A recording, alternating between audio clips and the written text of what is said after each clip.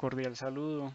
En este momento vamos a ver la clase de bases, válvulas de vías. En esta presentación observamos entonces que las válvulas de control se dividen en válvulas de presión, válvulas de caudal o válvulas direccionales o por ende direccionales o válvulas de vías. Nos vamos a enfocar inicialmente en estas válvulas de acá. Estas de acá.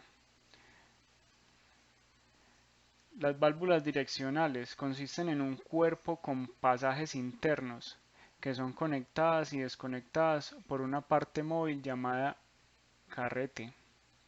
Entonces vamos a ver primero uno de los ejemplos básicos para saber cómo se nombran las válvulas de vías. En este caso estamos observando un cilindro hidráulico que ya en temas anteriores vimos que en este caso es un cilindro doble efecto. Está conectado a una válvula que tiene dos opciones de conmutación.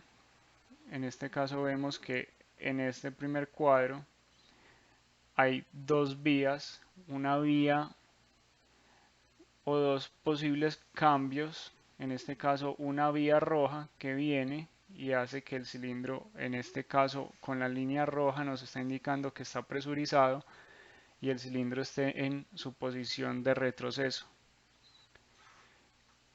El fluido que está en la cámara del émbolo tiene que salir y retornar. Ya hemos visto que retorna normalmente al tanque. Entonces vemos que en esta posición la válvula hace que el cilindro esté en su posición de retroceso. Por cualquier agente externo que haga que la válvula cambie de estado, vamos a pasar a esta imagen y vamos a observar que ya está en esta posición. Sigue con las mismas dos opciones de fluido, pero en este cambio ya están trocadas. Ya el fluido viene por la línea roja, llena la cámara del émbolo y el fluido del vástago hace que salga y vaya por ende en este caso al tanque. Entonces ya aquí ya estaríamos hablando que es una válvula 4 vías, 2 posiciones. La idea es que usted en esta clase aprenda a identificar por qué 4 vías y 2 posiciones. Vamos entonces para el segundo ejemplo. ¿Cómo identificar las válvulas? En este caso entonces decimos que tenemos que tener en cuenta el número de posiciones, el número de vías, tipo de posición y tipo de accionamiento. En este caso entonces vamos a empezar a describir cada una de estas. Empecemos por cómo identificar el tipo de posiciones. Quiere decir, el tipo de posiciones es la cantidad de cuadros que tenga la válvula. Entonces en este caso contamos que tiene dos posiciones. Venimos acá teniendo la misma regla diciendo que es el número de cuadros, entonces vamos a ver que la primera identificación de la válvula son el número de las posiciones. La válvula de la izquierda es una válvula de dos posiciones y la válvula de la derecha es una válvula de tres posiciones. Dentro de las posiciones hay una configuración de vías. En este caso entonces, una posición que tiene dos vías. Contamos una entrada y una salida, entonces nodo 1, nodo 2. La imagen central nos está mostrando una válvula de tres vías. ¿Cómo la identificamos? Igual, contamos el número de nodos que podrían conectarse, entonces 1, 2 y 3 vías. Tres nodos con conexiones al exterior de la válvula. La imagen de la derecha nos indica una válvula 4 vías. Aplicamos la misma técnica, 1, 2, 3, 4 vías. La conclusión es contar los nodos exteriores que comunican la válvula. Número de vías y número de posiciones. Ya aquí estamos identificando la válvula como tal. Entonces, si hacemos el resumen de lo que hemos visto, esta sería una válvula de 2 vías, 1, 2 vías, y es tener claro que el número de vías lo cuento en un solo cuadro. Ya vimos que un cuadro son las posiciones, o sea que tengo una válvula con 2 posiciones. Para este ejemplo, todas son válvulas de 2 posiciones. Pero entonces ya tenemos que identificar las vías de la válvula. El mismo ejemplo anterior, 1, 2, 3 vías, independiente en el cuadro que yo me pare y la configuración interna que tenga la válvula, vamos a ver que sigue teniendo. Si fuera a identificar el cuadro de la derecha y anular el cuadro, si fuera a anular el cuadro, entonces en este caso no tengo en cuenta este cuadro para nada y vengo acá y cuento 1, 2, 3 vías. Si fuera a hacer el trabajo inverso, sería igual, anulo el otro cuadro, anulamos este cuadro y contamos el número de vías, 1, 2, 3 vías. Entonces ya por ende la imagen nos está mostrando una válvula de 3 vías y 2 posiciones. Este ejemplo ya nos dice que es una válvula de 4 vías y sigue siendo 2 posiciones porque seguimos teniendo 2 cuadros. Recordando que el número de cuadros es el número de posiciones. Ya sigue entonces que dependiendo del tipo de válvula, cuando ya es una válvula de 3 posiciones, o sea 3 cuadros, va a haber una configuración de varios tipos de centro y esos cambios de varios tipos de centro en las vías nos van a dar unas propiedades diferentes en el sistema hidráulico o en el sistema neumático. Esta posición central nos va a dar un comportamiento diferente en cada uno de los sistemas hidráulicos en los que lo ubiquemos. Entonces la idea es identificar qué hacen estas posiciones. Para este ejemplo, todas son válvulas 4 vías, 3 posiciones. Vamos a empezar a identificar entonces los tipos de centro. Primer tipo de centro, centro cerrado. Entonces vamos a observar que independiente de la configuración lateral que tengamos en la válvula,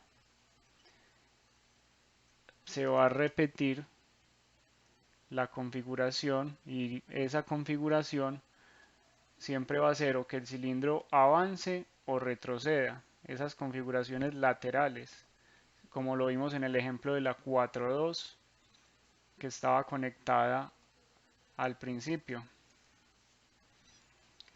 Ya que seguiría entonces, ¿qué pasaría con el comportamiento del fluido? En este caso, en la válvula de 4 vías, 3 posiciones y esta es llamada centro cerrado. Vamos en esta diapositiva a observar inicialmente el funcionamiento del spool. El spool es este sistema móvil que me hace el cambio o digamos que la alternación entre cuál vía va a tener la presión de la bomba. ¿Qué nos está mostrando la imagen? Y aquí ya empezamos a ver también parte de lo que es la simbología y también la nomenclatura. El nodo P está relacionado a la presión. Normalmente la válvula va a tener un conector y ese conector va a tener un indicativo. Ese indicativo P quiere decir que ese es el nodo que viene de la bomba. El nodo T, teniendo en cuenta el número de vías que tengamos, podemos tener o una T o en este caso 2T, dos opciones al tanque. Una para cada alternación que hace las vías de la válvula. Entonces en este caso, centro cerrado. Esta imagen de acá hace referencia a esta. La presión está presente pero no puede pasar a ninguno de los dos nodos.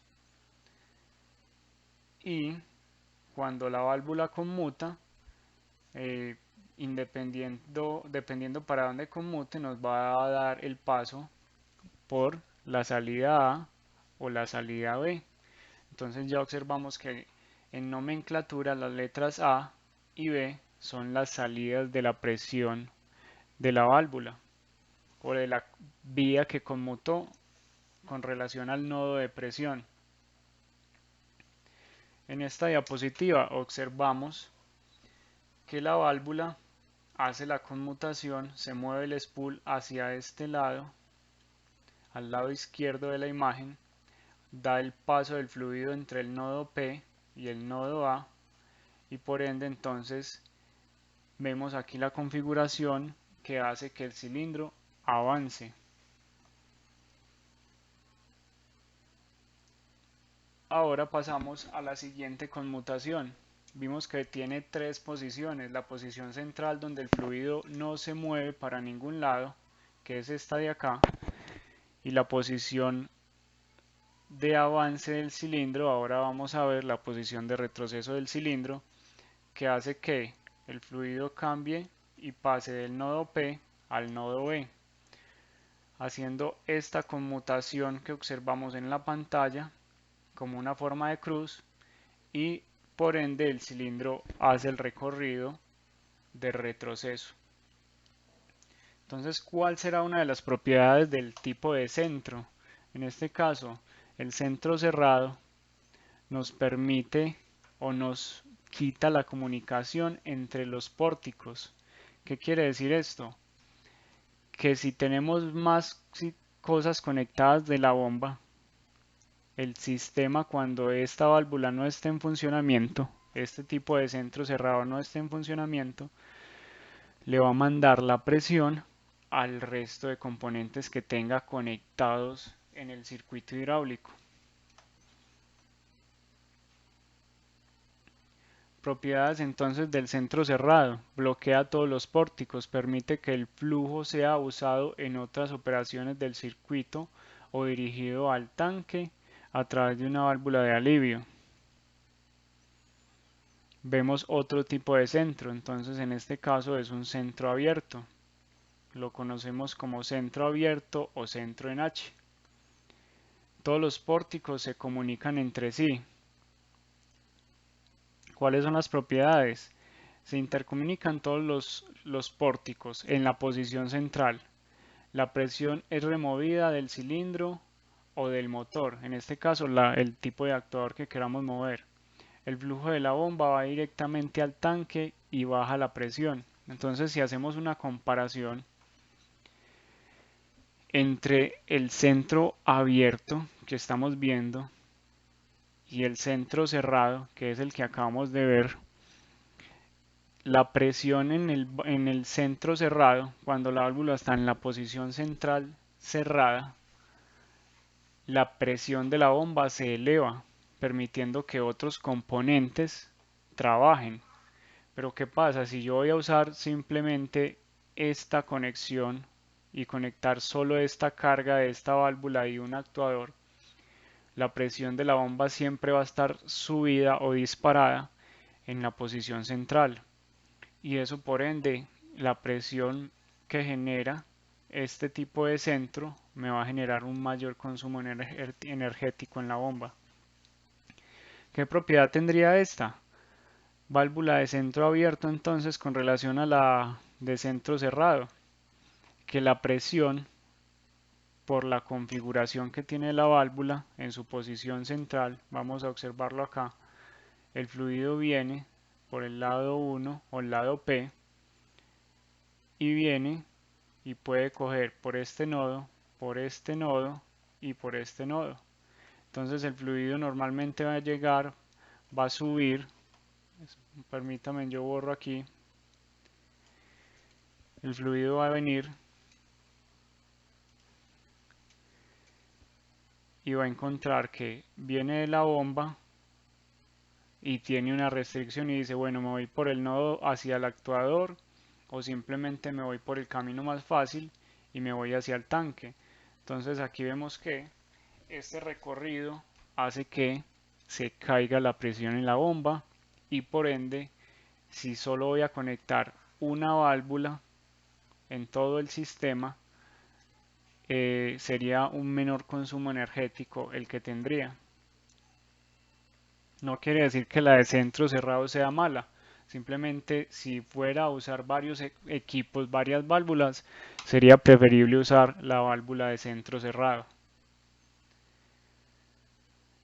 Centro abierto. Seguimos con la explicación. Entonces, no es recomendado para cilindros verticales en los que se quiera mantener la carga en cierta posición. Entonces, en este caso, pues ya empezamos a deducir que si el cilindro está en posición vertical y aquí tenemos una masa, esta es la simbología de una masa o un peso, ese peso va a hacer que el fluido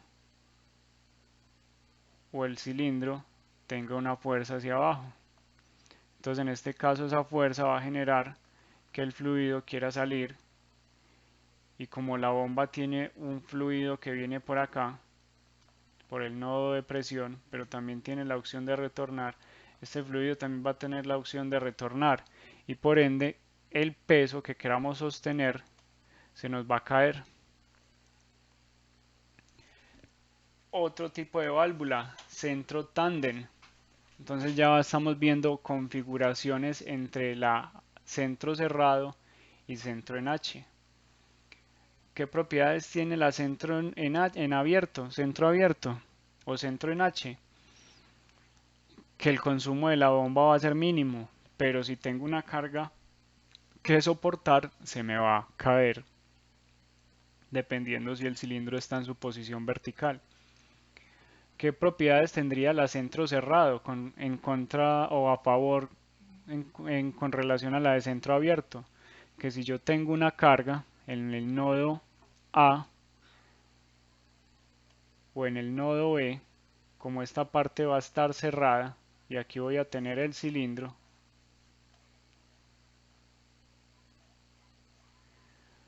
entonces el cilindro va a quedar presurizado en sus dos recámaras y podría sostener el peso que me está generando la masa, independiente si está en posición horizontal o está en posición vertical. Entonces, viendo las propiedades de la válvula de centro cerrado con relación a que puede sostener las cargas y las propiedades del centro abierto con relación a que el consumo energético de la bomba es menor, podemos encontrar entonces la configuración de su centro tándem, que tiene una mezcla de las dos entre posiciones cerradas en el nodo A y el nodo B para permitirme que pueda contener mayor fuerza en el cilindro o dejarlo presurizado y un retorno del nodo de presión al nodo de tanque para ir a la bomba y reducir el consumo energético. Aquí entonces nos dice que los pórticos entre P y T están conectados mientras que los nodos A y B están bloqueados, como lo vemos en la imagen. Más propiedades. Bloquea los pórticos del cilindro o del motor y dirige el fluido a la bomba del tanque. Entonces ya vimos las propiedades de para qué nos sirven estos centros en tándem con pórticos cerrados y con retorno al tanque. Retorno al tanque para reducir el consumo del fluido y centros cerrados en sus posiciones A y B para contener el fluido y dejarlo presurizado en el cilindro. Centro flotante. En este caso ya depende del tipo de sistema que estemos implementando, nos va a ser muy útil. si hacemos el mismo análisis del comportamiento del fluido, entonces ¿qué vamos a encontrar? Que en este nodo va a ir el nodo P y aquí vamos a tener el nodo A y el nodo B. Y este iría al nodo del tanque. Entonces, ¿qué propiedad nos permite? Si yo no requiero que el fluido quede presurizado en el actuador, esta configuración sería la ideal porque me permite el retorno de las dos recámaras y que el fluido quede despresurizado y por ende el cilindro o el actuador quede, digamos que fácil de mover en caso de un mantenimiento, pero el nodo de presión está bloqueado, por ende la presión de la bomba va a subir en su posición central, permitiéndonos utilizar otros componentes conectados en paralelo a la bomba, porque la presión va a estar alta y no se va a caer con relación, por ejemplo, al centro tándem que acabamos de ver o al centro en H o centro abierto. Bloqueo de los pórticos de presión mientras conecta al tanque todos los demás. Es comúnmente usado en circuitos de válvulas check pilotadas. Es usada en las válvulas pilotos de las direccionales centrales por resorte. Ya vamos a ver qué es eso. Depende de la clasificación. Entonces, la clasificación de la válvula de accionamiento directo o pilotadas. Vamos a ver qué quiere decir eso para entenderlo. Entonces, válvula de accionamiento directo son aquellas en las que el actuador incide directamente sobre el carrete. Vimos que el carrete era la parte móvil que me habilita el paso del fluido entre cada uno de los pórticos, entre el nodo P y el nodo A o entre el nodo P y el nodo B, por ejemplo. Entonces, accionamiento directo. Aquí vemos el carrete. Ya hemos visto en toda la clase entonces que esta sería una válvula de 4 vías, 3 posiciones y centro en tándem. Esta sería la imagen ilustrativa de esta configuración. Ya vemos que esta es la simbología. Y el accionamiento va dirigido en este caso por medio de una palanca que hace que se mueva el spool o el carrete. ¿Qué quiere decir entonces ya válvulas pilotadas? O retornando al accionamiento directo, es algo que ejerce un movimiento o un esfuerzo al spool directamente. Aquí, válvulas pilotadas son aquellas que poseen una válvula de accionamiento directo que dirige el aceite piloto a los extremos del carrete de la válvula principal. En pocas palabras, simplemente es una válvula pequeña, que es esta de acá, y su accionamiento controla una válvula más grande. Normalmente cuando las válvulas tienen mayor control de caudal, necesitan una válvula más pequeña porque si no entonces ese accionamiento directo requeriría de mayor esfuerzo para que esta válvula conmute. Vamos a ver entonces su configuración o funcionamiento. Aquí se muestra entonces con relación a la imagen anterior la válvula conmutó, pasó a este extremo, se accionó la bobina, en este caso es una válvula eléctrica, más adelante vamos a ver los tipos de accionamientos, hace que el fluido pase a la recámara de la válvula de potencia y simplemente entonces ¿qué va a hacer? Va a hacer que la válvula de potencia cambie de posición y de vías. Ya aquí también es tener en cuenta entonces que cuando vayamos a seleccionar una válvula de vías, normalmente la seleccionamos por el tamaño y el caudal que puede soportar o manejar. Vamos a ver entonces varios tipos de selecciones, tamaño de tipo 2, 3, 5, 7, 8 o 10, y en este caso va ligado a ¿qué? A los litros por minuto o a los galones por minuto.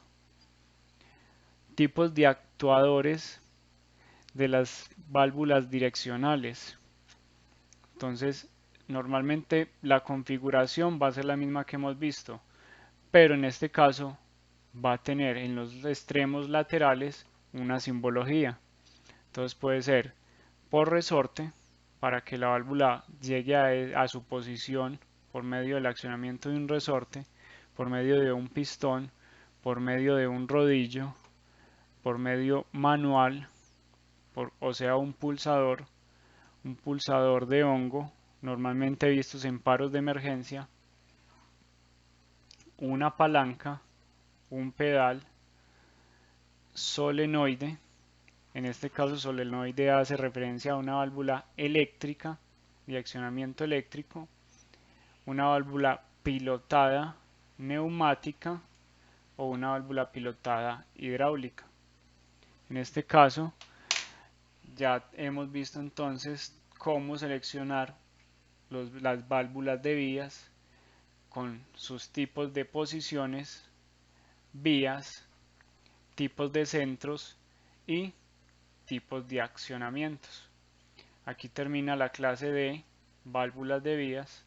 Les dejo unos enlaces que pueden descargar en el PDF. Muchas gracias por su atención.